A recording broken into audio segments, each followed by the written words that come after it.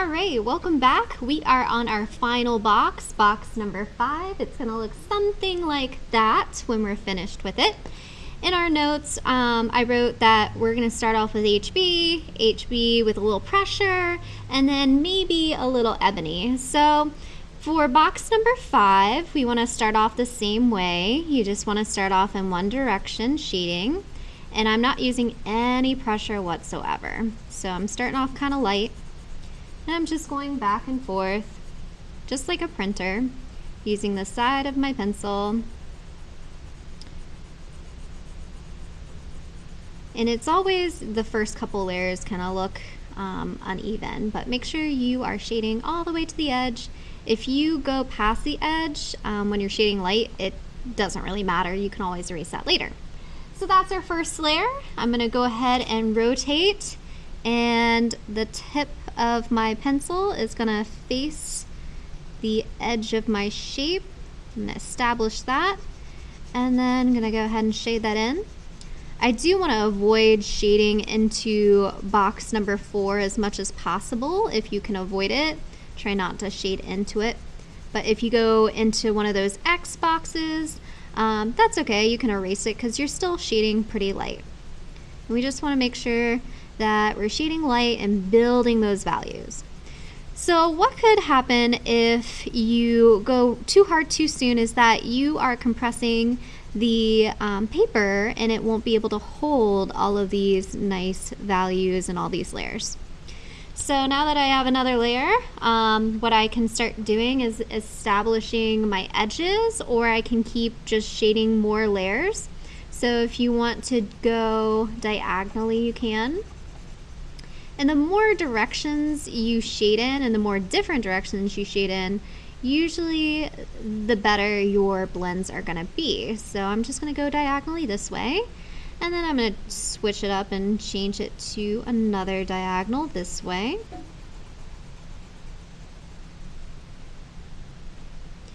And then now what I'm gonna do here is I'm gonna start to establish my edges. So I'm gonna rotate my paper here.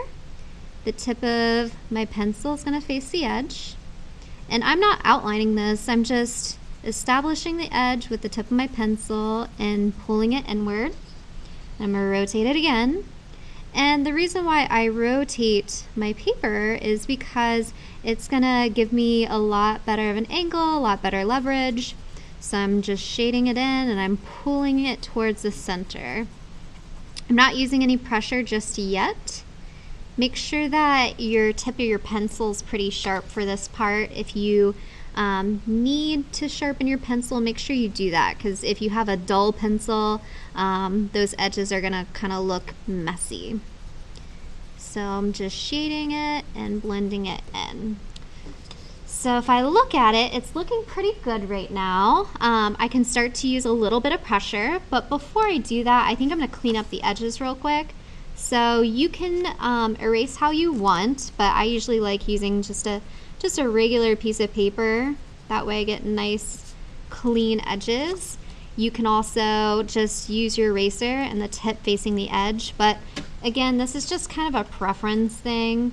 I'm gonna just take a piece of paper, and this gets me more crisp lines. I really like doing this.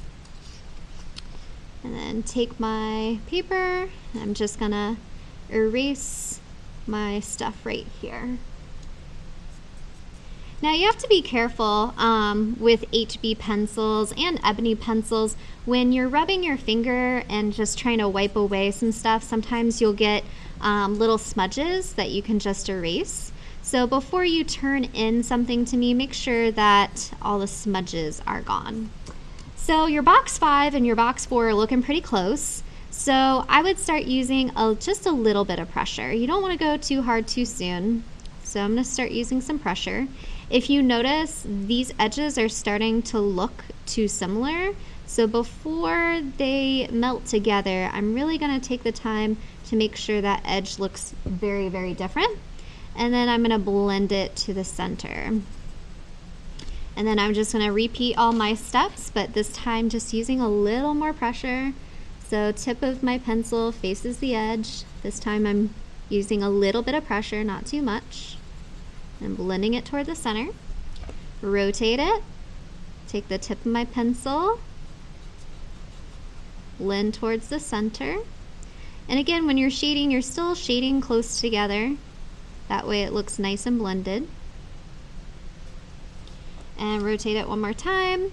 And if you notice, I'm always shading up and down. This is, again, a little bit easier on the hands, especially if you're a beginner. There's other ways to shade, but I'm going to go ahead and just shade this out. And I'm just using a little bit of pressure.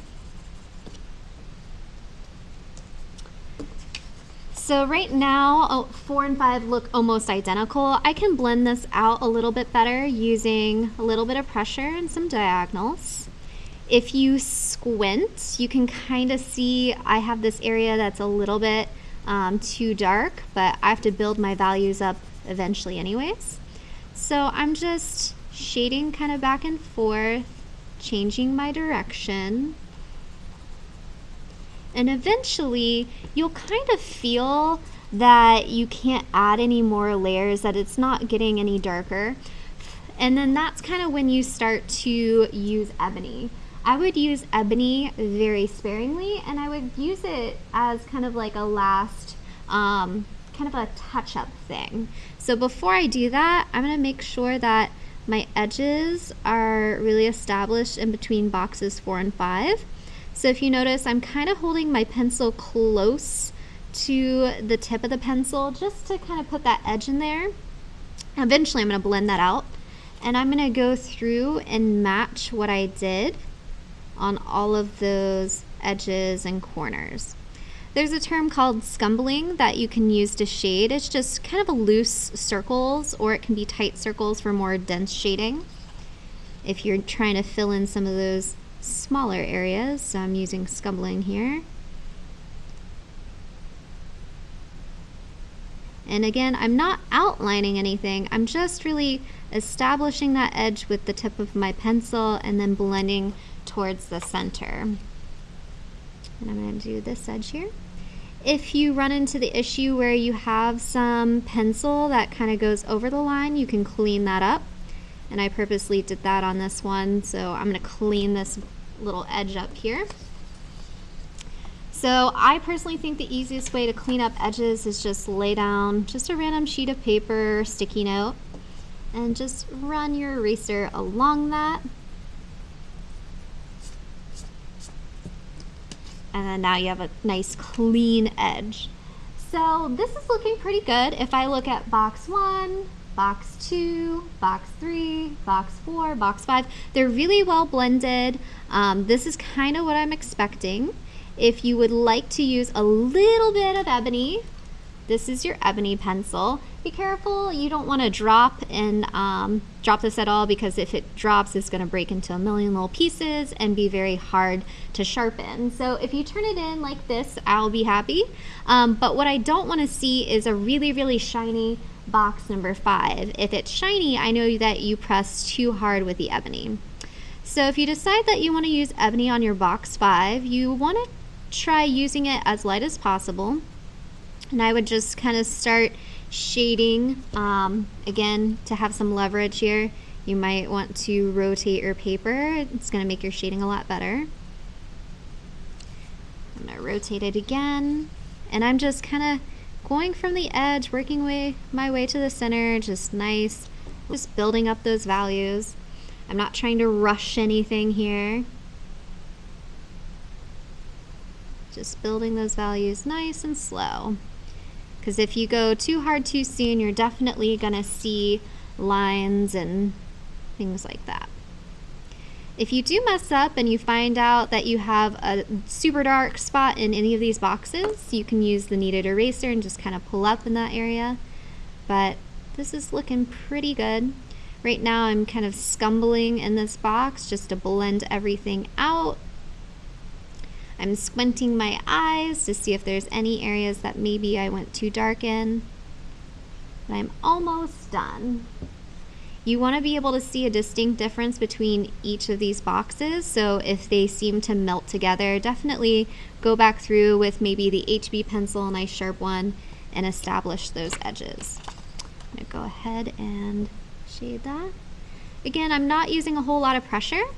Ebony does smudge very, very easily, so be careful on how much you use.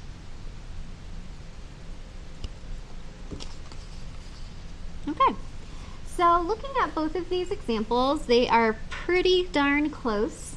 When I'm looking at your final copy, I should see distinct differences in each box. Each box should be well blended. Each box should have nice clean edges. These are your notes. You will be doing a final copy. And if you have any questions, just feel free to email me. Again, practice makes perfect. So if you don't get this on the first try, practice, practice, practice before you turn in the final copy.